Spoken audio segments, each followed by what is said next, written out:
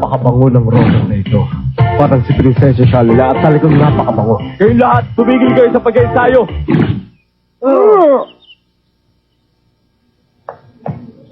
Malapit nang dumating si Prinsesa Shalala. Gawin niyo lahat na inuutos ko sa inyo. Masusunod! Gabi na ako makatulog kagabi, kaya talagang inaantok pa ako ngayon. Prinsesa Shalala! Prinsesa Shalala! Narito man! Hindi mo ba ako nakikita? Narito si Prinsipe Danday! Prinsesa Shalala! Hayato, hindi po ba magsisimula? Balita ako, lalabanan daw ni Prinsipe Danday ng 6 na lalaki at sabay-sabay pa. Talaga? Kaya niya yon? Tingnan na lang natin kung baka kaya niya. Bakit? Anong ibig mong sabihin? Tingnan mo naman kung gaano kalita katawan niya. Palalabasin lang niya na kaya niyang manalo laban sa 6 na lalaking yun. Ganun ba?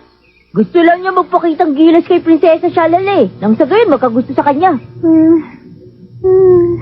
Ngayon, magsimula na tayo! Sige! Simulan niyo na sumugod sa akin! Sugod na!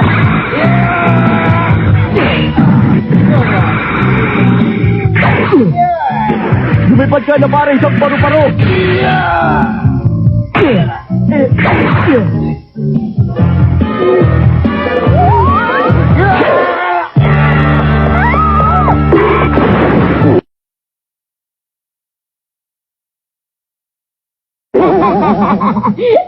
Habang natutulog ako, bigla na naman pala nagkaroon ng labanan. Nakakahiya talaga sa kanila. Prinsesa Shalala, ilang iyong kasisahan na nakita ipagtanggol ganyan. Isa akong prinsesa na nagmamahal sa kapayapaan at ayoko ng kahit anong digmaan. Mukhang natutulog pa yata ang isip ng mahal na prinsesa. Nagkakamali ka kaya to. Itong tapat sa'yo. Aray! Ikaw Aray, ang sakit nun! Tingnan mo ang ginawa mo! Ano bang ginawa ko? Ikaw naman ang nauna, hindi ba? Patas na tayo ngayon. Anong patas? Hindi! Ikaw talaga! Teka! Huwag kayo mag-away, wag! Prinsesa! Pwede ba lumayo nga kayo sa kanya? Kahit ako hindi ko siya pwedeng hawakan ng ganyan! Hoy, lumayo ka! Hindi kita mapapatawad sa ginawa mo!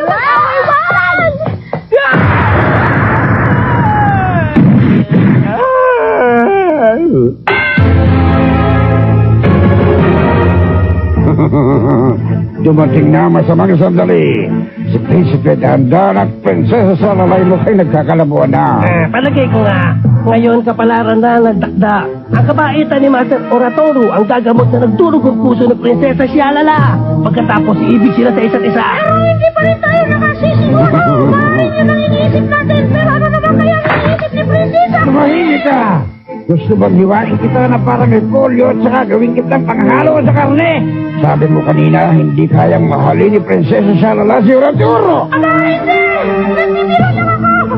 Tandaan mo ito, ayoko nang binibiro mo ko at ako hindi kumakain ng tinapay. Parang hindi yata konektado ang dalawa sinabi niya. Wala na nga, kami lang naman makakarinig.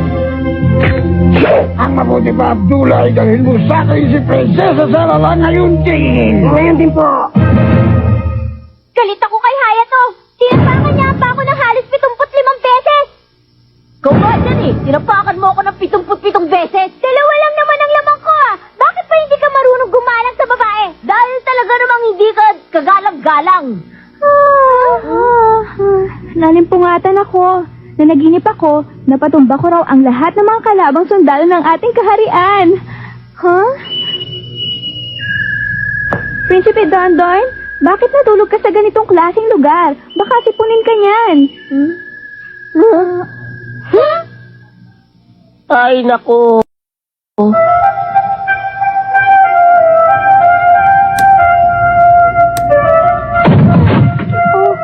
Anong problema mo, Yumi? Hindi ko na talaga matatanggalan ng lalaking yun. Si Hayato ba ang tinutukoy mo? Sino pa nga ba? Bakit ba kailangan mag-away ang mga tao? At bakit hindi itinadhana na maging magkaaway ang babae at lalaki? Ikaw ang dahilan ng away namin. Huh? Wala. Kalimutan mo na lang ang mga sinabi ko.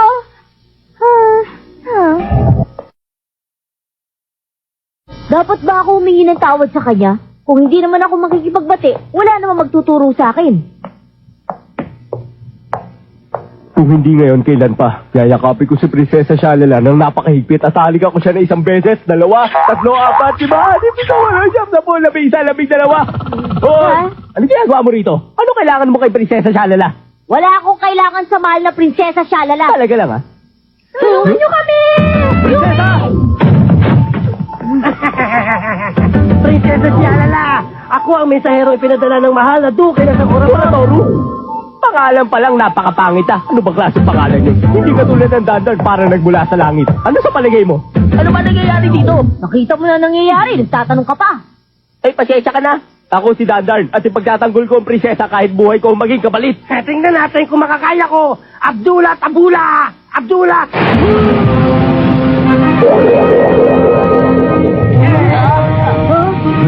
Hindi na usok na pampatulog!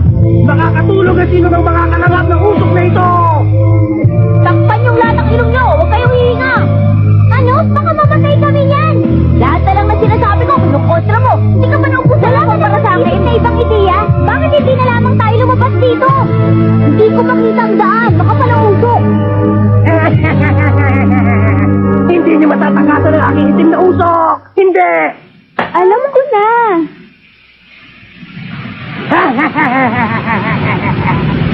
Sandali lang. Napakaganda! Ikababa ako kung Panginoon! Tuwing nagkikita ang mga lalaki, lagi sila nag-aaway.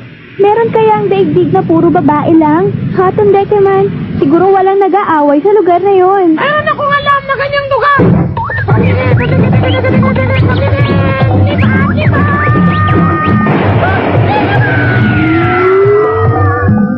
Bilisan niyong lahat! Sakay na! Prinsesa!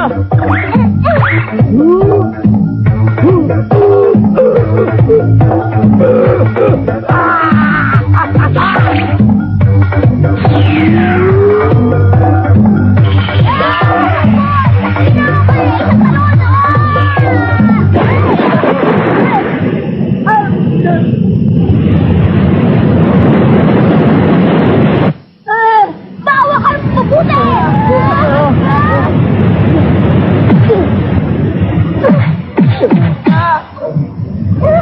Dekeman! Nasaan yung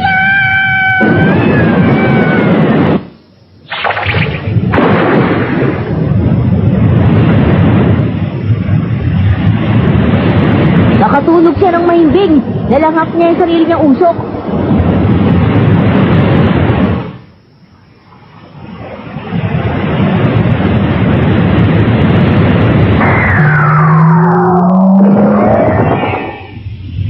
Bigla siya naglaho. Pero nasaan na kaya siya ngayon? Tingnan nyo! May parating! Huh?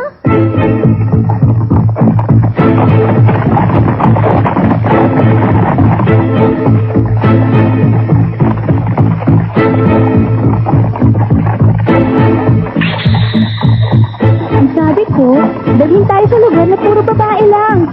Bakit meron dito mga lalaki sundalo? Parang mga babae yata sila. Tama, sila ay mga Amazona. Anong Amazona sinasabi mo? Yun ang mga tribo ng mga babae na namuhay sa silangan ng Gresya noong 12 taong siglo bago ipanganak si Kristo. Pinapas lang nila ang mga lalaki at puro babae lang ang ginagawa nilang sundalo. Paano kami ngayon? Hindi ko alam kung anong gagawin nila sa inyo kapag natagpuan nila tayo. Bakit ba tayo pupunta sa ganitong klaseng lugar? Kasalanan mo, dapat kasi nagpaiwan ka na lang. Ano na naman pag ginawa ko sa'yo, babae ka? Tumahimik ka kayo, masyado malakas ang boses yung dalawa.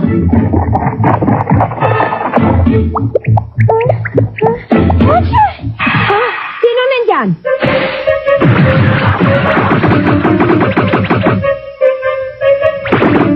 Masama ito. Nasa panganib ang prinsesa. Gumawa ka ng paraan, Yumi. Kumusta? Ranghero kayo, hindi ba? Anong ginagawa niyo rito? Ang totoo niya, naligaw kami.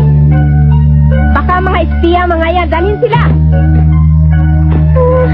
Ano ba? gagawin niyo sa amin? Magkakaintindihan naman tayo kung mag-uusap tayo ng maayos. Uminahon kayo na. Sabihin sila kay Reyna Tanya. Doon sila magpaliwanag sa harap niya. Ikuto! Ah!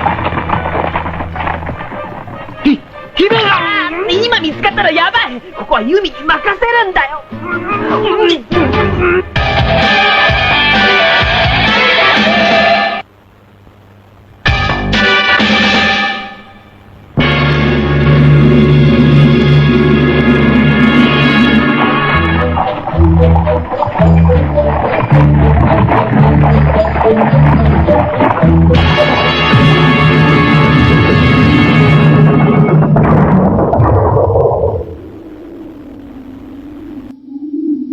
Ano kaya ang itsura ng reyna ng mga Amazona?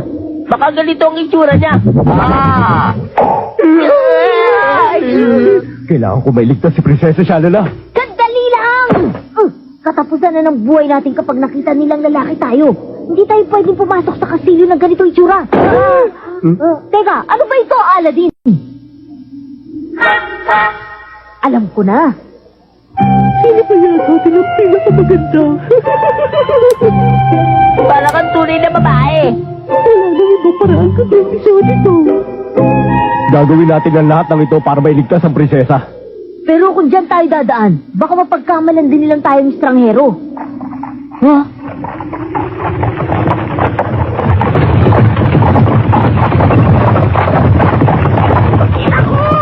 Walang kwenta ang Panginoon na nakabulot sa akin! Tiyak na puro kamalasan ang pupuntahan ko! Sundekiman! Ha! May naisip na akong magandang idea. Ha?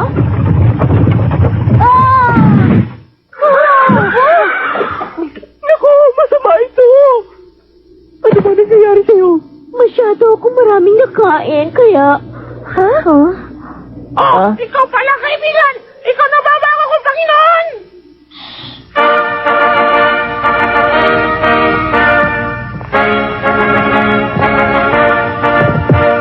Reyna Tanya, may nahuli kaming dayuhan.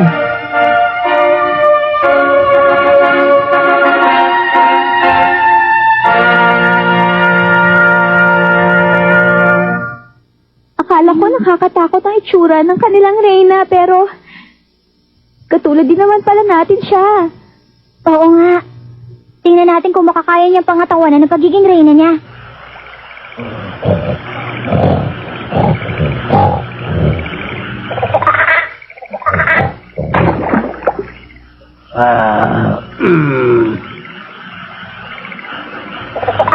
Sarap matulog.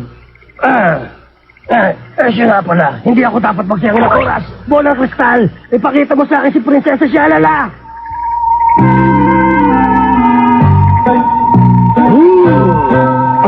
Mawalang galang na po, pwede po ba ako magtanong sa inyo? Ano yun? Naisip ko lang, bakit kayo nagtayo ng isang kaharian na puro babae lang? Mahabang panahon ng ganito ang buhay namin. Hindi namin kailangan ng mga lalaki. Sabi nila ang mga lalaki raw ay maraming buhok at mas maninipis sa mga binte kaysa sa mga babae. Bukod doon, meron siyang malaking bibig at tengang tulad ng mga elepante. Mabagal maglakad dahil malaki ang tiyan at laging tumutunog ang mga ngipin. Iniisip ko palang kinikilabutan na ako.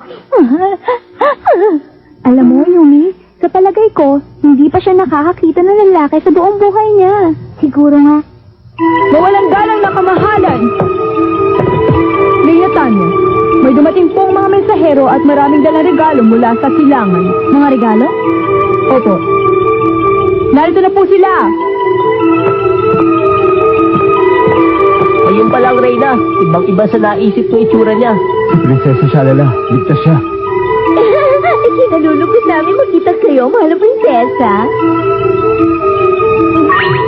Ha? Hindi ba si Hayato yun? Tahimik. Kung ganon, sila pala mga mensaherong nagmula sa silangan. Anong dala niyong mga regalo? Ang picture na ito na nakakapagsalita.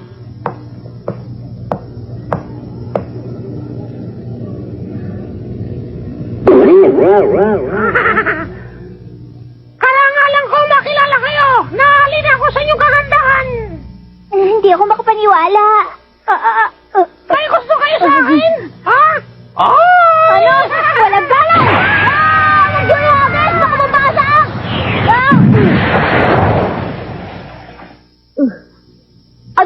mahal na Reyna. Hindi tama ang inasal nyo. Huh?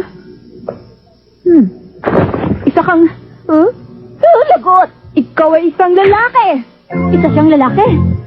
Reyna, Tanya, huwag kang tumingin sa kanya. Magkakasalang yung mga mata. Ano bang sinasabi mo? Masama naman kung sa araw siya titinig, hindi ba? Isa nga ako tunay na lalaki. Reyna, Tanya, ang Reyna ng Amazona hindi pa maaring makakita ng lalaki hanggat walang 18 taong gulang. Iyon ang batas. Lalaki? Ganyan pala ang itsura ng lalaki.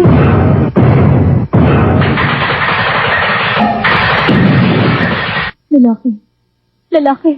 Mukhang gulat na gulat siya, Yumi. Dahil ngayon lang siya nakakita ng lalaki. Hulihin niyo silang lahat! Apo! Hindi niyo ako mahuhuli!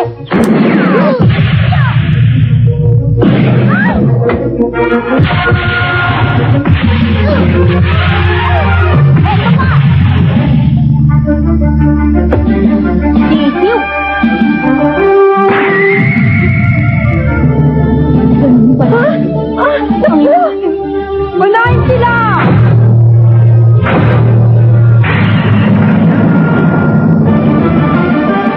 Katapusan na natin.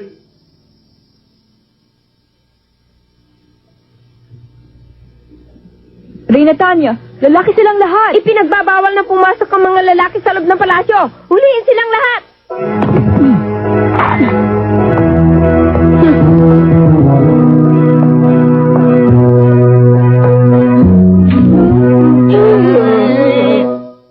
Gagawin kong alaga ang lalaking ito. Hindi, Reyna, Tanya. Ang batas ang dapat masunod. Tama. At baka makagat ka pa ng pulgas niya. Teka, hindi niyo ako pwedeng paglaruan. At hindi niyo rin ako pwedeng gawin alaga. Kapag ginawa kitang alaga ko, sinisiguro ko sa iyong maliligtas ang buhay nilang lahat. Alam mo, Yato, palagay ko magandang ideya yun. Ano sa palagay mo? Hindi na masama. Sangayon din ako dyan. Magiging alaga ako ng Reyna? Palagay ko wala na ibang para makaligtas tayo. Ano, pumapayag ka na ba? Sumagot ka. Sige na. Kumain ka na. Sige na. Sige na nga. Hindi maaari! Yumi! Hindi ako papayag dyan. Ayoko. Hindi maaari. Yumi, isa kang matapang na bata. Kung ganoon, kailangan lumabang ka sa akin para malaman natin kung sinong mas may karapatan sa kanya.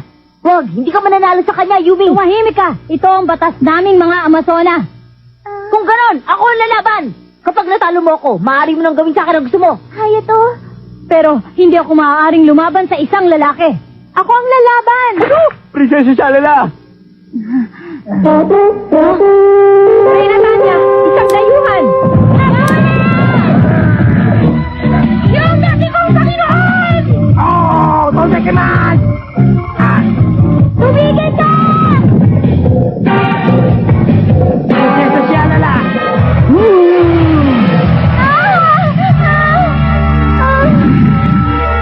Nagpauso ka na naman! Walang kwenta!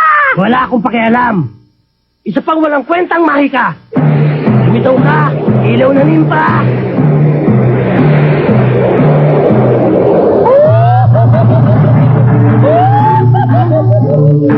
Gusto mong lumaya sa napakapangit mong itsura niyan. Iligtas mo si Prinsesa Shalala ngayon din. Dali mo. Pagsikiman, buksan mo lagos ang palabas sa daigdig dito. Ngayon din!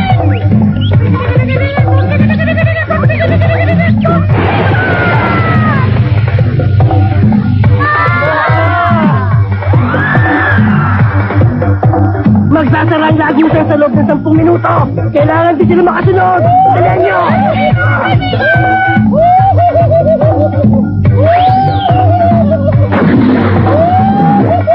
Ngayon, bumalik na tayo sa pinanggalingan nating mundo.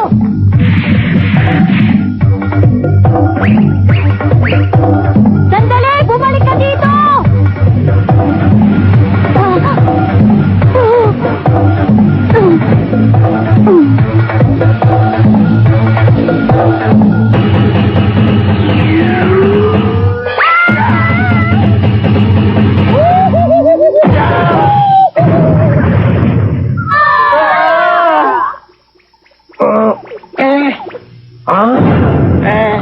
Hintay! Bumalik ka rito! Bakit? Mga kaibigan! Lagot, paano na yan? Natakasan na naman tayo ni Tandekiman. Marami pang pagkakataon. Mabuti naman, nagkasundo na ulit sina Yumi at Hayato. Alam mo, mas masarap ang merong kaibigan. Para ikaw at ako. Ay, bigla tuloy ako nagutom. Aba, hindi pa nga pala ako nakakapagod. Bakit laging ganito na lang ang buhay?